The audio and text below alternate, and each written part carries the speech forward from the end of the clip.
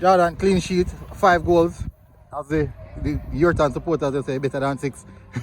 What's your assessment of the game today? I think we play really well today. We stick to the system, and just like, as you can see, there's a different formation we're trying out.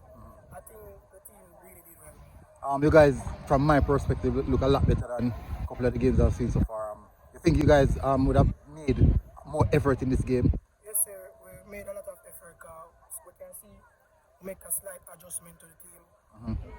A younger squad out there, and you are the captain for, well, normally you're young still, now, but you're captain a lot of experienced players. But a young squad today, and putting out a young squad and delivering on the pitch like that. What do you think about this? What do you think about that? Such a young squad and still coming here to deliver.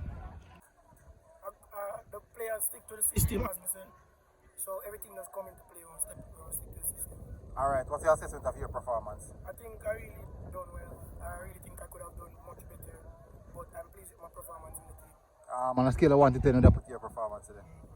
But yet, Yet, not bad, not bad. Well done here, and congrats again. yes, And see you guys. yes.